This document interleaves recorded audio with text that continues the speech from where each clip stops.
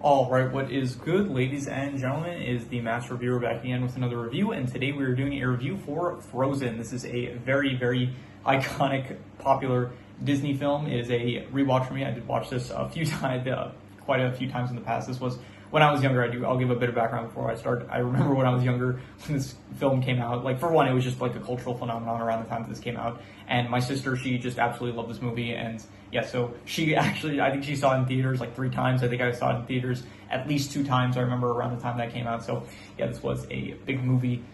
And yeah, let us just get into it, starting off with the plot.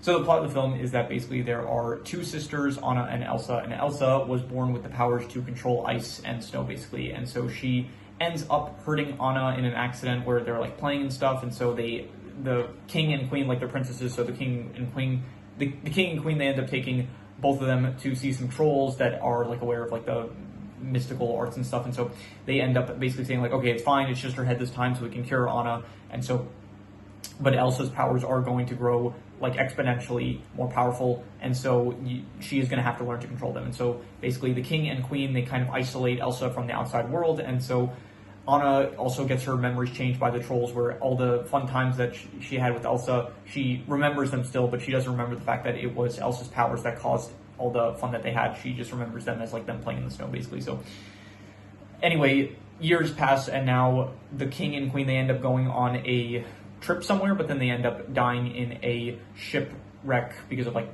the ocean, I guess. So they die, and so now Elsa has to take up the role as Queen of Arendelle, which is where the movie takes place. So yeah, coronation goes on. Basically, Anna ends up meeting this Prince Hans, and so they end up falling in love immediately. And so they ask Elsa if they can get married. They want to get Elsa's blessing, but Elsa's like, very sensibly, she says like, you can't marry a man you just met. And then Anna, very much like, it does show that her character is very much desperate for love, and because she has been so isolated from, like, she feels very much hurt by like her childhood with Elsa, where the fact that Elsa shut her out and stuff. So she's very much desperate to just like be loved by someone. So that is why, so that's why she's like so willing to fall in love with Hans, I guess. And so that doesn't work out. Anna gets really upset at Elsa, and then Elsa, that's at the point where Elsa decides, okay, we're stopping the party because for the coronation day and stuff. And so Anna gets really upset, and so there's a small fight that goes on between them, but it does lead to Elsa accidentally revealing her powers to everyone, and then from there she ends up running away and causing an eternal winter, basically. So this is where we get into like the main plot of the film, where it is Anna going after Elsa in order to basically like bring her back to Arendelle, as well as like stop the eternal winter and stuff.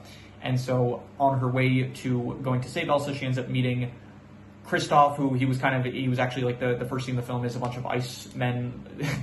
Drake reference. No, it's a bunch of ice like workers that basically their whole job is to like cut ice and like sell it, I guess. And so we're introduced initially to Kristoff like when he's younger there, but then we see him now like as he's older. He ends up he meets Anna in Oaken's trading, I forgot what it would be called, a trading house or something like that, just a cabin in like the middle of the woods or something for like traders and stuff. So that was another great scene. I like the Oaken scene, that was fun. So anyway, so Anna ends up buying the supplies that Kristoff needs in order to, he needs like a rope and a pickaxe for some reason. I don't know why, just like to travel, I guess. But so Anna gets it for him, as well as some carrots for Sven, his reindeer. And she basically said, okay, I bought this for you. You're taking me up the mountain in order to, and she says like, basically explains to him the whole situation. So now they are going together. They end up running into Olaf, who is a snowman that Anna and Elsa made when they were kids. And there was like, okay, I forgot to mention earlier, there was the whole sequence, the Let It Go sequence, honestly, at this point, I would argue that it is one of the most iconic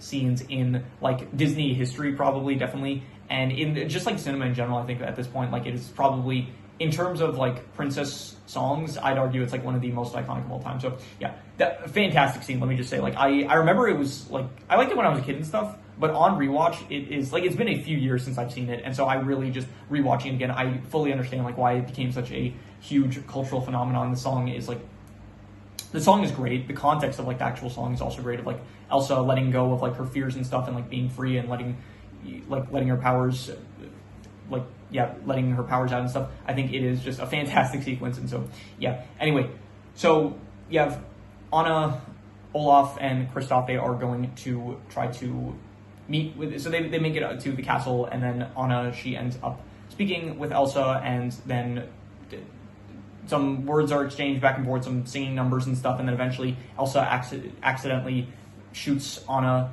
in the heart with her ice powers, and so from there Anna is now freezing to death, basically. So Kristoff and Olaf, they show up, and Elsa creates this giant snow monster in order to get them to leave. So, like, yeah, the snow monster kicks them out of the castle, and then from there they have to so Kristoff has to take Anna to see the trolls from earlier in the film. So they're the love experts that they refer to them as. So they go to see them, and then the trolls think that they're getting married, and so there's the whole, like, another music sequence of, like, the trolls, the Fixer Upper song, that was another good one. So I'll talk about the music when we get to actual music score, but yeah, I think that, so after that, eventually the grandpa troll from earlier in the film, he shows up and he basically tells the situation of, like, oh, only an act of true love can save her from freezing to death and stuff, and so anyway, cut away, I think, at some point. So Hans, he went with some men in order to try to track down Elsa, and so he does manage to reach Elsa's castle, and he ends up, so the battle goes on back and forth and stuff, and then they do manage to capture Elsa, and so Elsa is now captured, and she is put in prison in Arendelle. And so at this point, you have Anna, she is brought back with Kristoff. Kristoff brings back Anna to Arendelle, where he basically tells the workers there, like, she needs to see Prince Hans, like, she's like in danger, she's dying and stuff, she needs to see Prince Hans immediately and stuff, and so that ends up happening.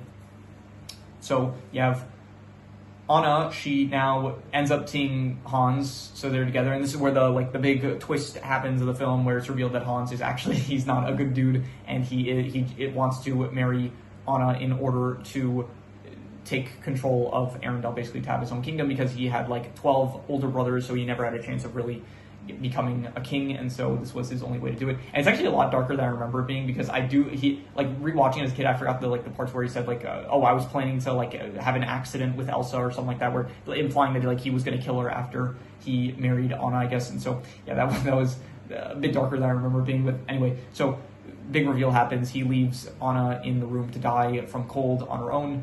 And yeah, so he goes to some of the other people, like, I forgot to mention, like, the Duke of Wesselton or Weaselton, whatever you want to call it. So he's another character that is just kind of antagonistic. I'll say he's not like a main antagonist or anything, but anyway, Hans is explaining to him and, like, the other kind of people there that Anna is dead, but they did say their, like, wedding vows, I guess. And so Anna did put Hans in charge, so, like, everyone, like, before she left to go save Elsa, and so everyone kind of views Hans now as the leader of Arendelle, and so he becomes, basically now he's kind of like the king, and so he says, like, okay, I order Elsa, I charge Elsa with treason, and I sentence her to death, basically. So at this point, they're going to kill Elsa, but she manages to escape, and, like, with her ice powers and stuff, and so this leads into the final act of the film, where Kristoff, he realizes that he needs to go back to save Anna, because for one, he sees a blizzard, but he also realizes that he loves her and stuff, so he goes back to Arendelle.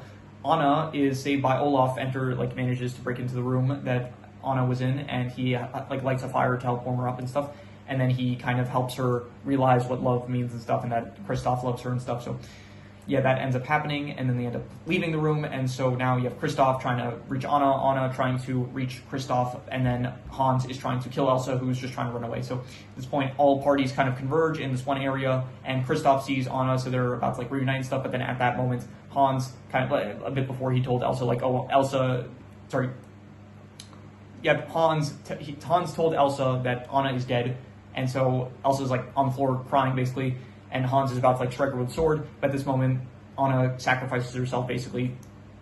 She, like, gets in the way to stop the sword, so at that moment, she turns into ice, and so it blocks the sword, and so, yeah, there's a huge shockwave blast that's, like, very comical, but, yeah, so, anyway, Elsa is, like, crying and stuff, but this is, like, the act of true love that the trolls were talking about, so I don't remember if they called it an act of true love or just an act of love. So, but anyway, it's like sisterly love and stuff. So familial love, and so it does end up melting Anna. So she's back to normal, and so yeah, Elsa realizes that, like, love is the key to controlling her powers and stuff. And so from there, she's able to control her powers. And this leads to then the film where basically Hans gets arrested. The Duke of Wesselton ends up, like, getting basically they cut off, Arendelle cuts off, like, all trade deals with them, and from there, yeah, Kristoff and Anna, they are like together now, I think, so that's cool. And then Anna buys Kristoff a new sled because she ended up getting his old one destroyed, I guess, early in the film. So, and yeah, so the gates are open, everyone's happy, and all's well that ends well. So I would give the plot, I would say a 4 out of 5. I like this plot. I think it was good. I wouldn't call it a 5 out of 5. I don't feel like it's 5 out of 5 worthy. 5 out of 5, I don't know. I'm trying more so like I want to save the 5 out of 5s for like the really good ones, like the more like I think the Shrek plots I gave like 2 of the films I gave a 5 out of 5 plot for because I think it was just a bit more unique. Whereas this one, no, this is a unique plot I would say definitely, but I don't know. The Shrek plots just feel a bit more memorable, I want to say, like, whereas this one, it's like there's like a lot of stuff going on in this one where those ones feel a bit more simplistic maybe. So, but anyway, it's a 4 out of 5 plot, I would say. It's a good plot. I definitely do like it's the whole concept of just having like a princess that has magical powers. I think before this we didn't really have anything like that. Right, apologies for that. I got interrupted and jump scared more so than I have in a while. So yeah, anyway, I was talking about the powers. I think that is cool that Elsa has ice powers. I think that it's like a unique thing for a princess to have up until this point. I don't think we've had like a princess that has had magical powers, and so I think that the ice powers of Elsa are pretty cool. And so yeah, just a plot of like having just a princess, like 2 princesses in fact, like that. I think this is also, I think, probably one of the first princess films that there's actually more than one, so that's also interesting, I guess. So yeah, overall I think the plot was good. I would say 4 out of 10 and enjoyable. In terms of the character, so yeah, I was talking about Elsa. I think that she is pretty cool of like this character that she has like these ice powers. She can't control it. She's afraid of it. She doesn't want to hurt anyone, and from that she ends up isolating herself, which does also like by proxy cause harm to Anna as well. And she ends up going to the mountains basically to isolate herself, and then from there she, again, the whole Let It Go sequence, fantastic, I would say. And so she just wants to protect the people that she loves, as well as, yeah, so she is like closing people off in order to protect them. So I think that she is good. Anna, this character that she just wants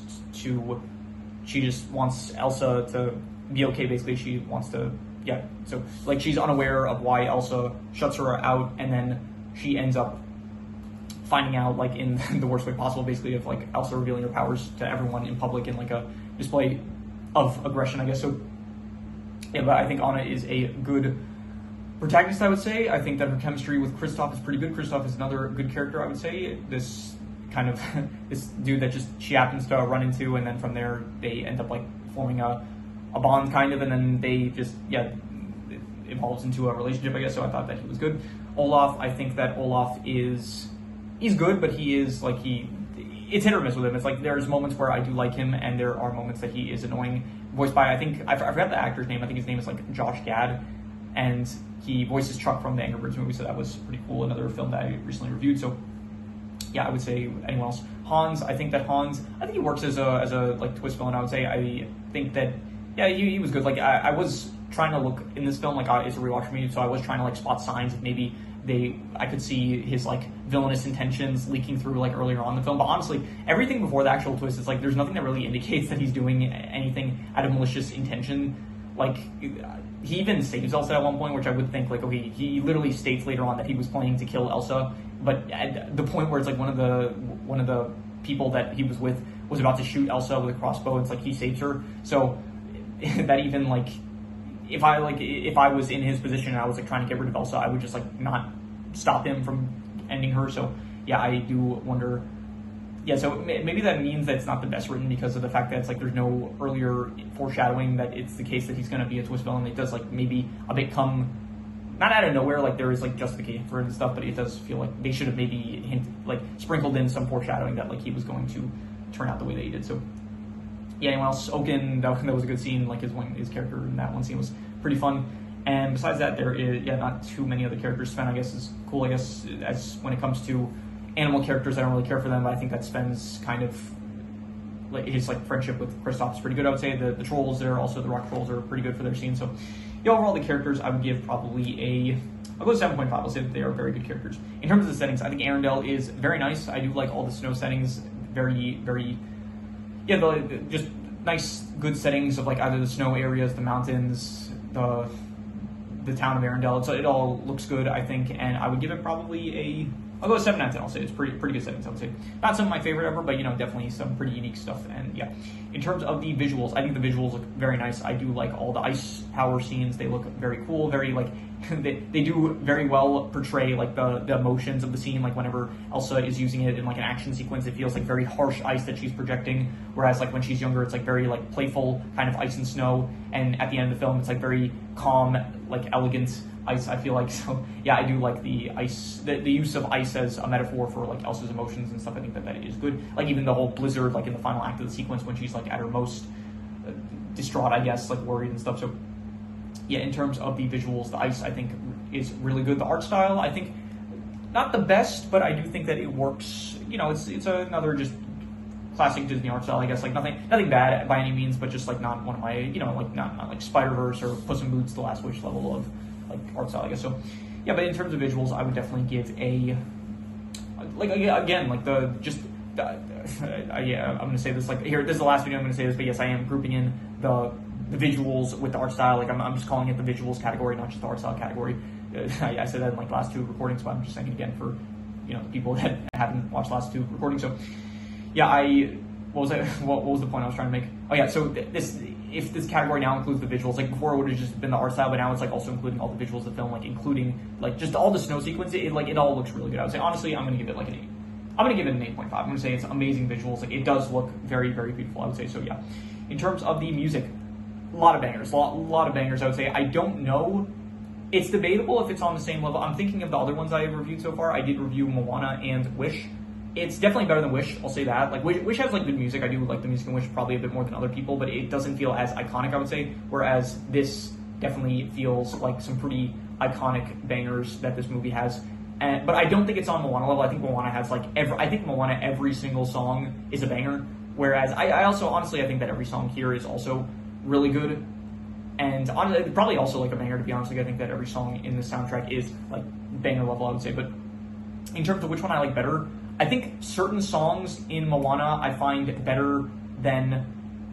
Yeah, I think overall, I think Moana soundtrack I do still prefer a bit more, but I do definitely think that this is like about the same level as Moana soundtrack. So I would give it the music. I'm going to go with honestly, and the sequences, the way that it like ties into the actual film, like the Let It Go. Honestly, Let It Go was just like incredible, and I do absolutely see why it got the praise that it got back in like I think 2013. I checked that is around the time where this film came out. So yeah, it's like 13 years old. That's insane. So I would give the music probably.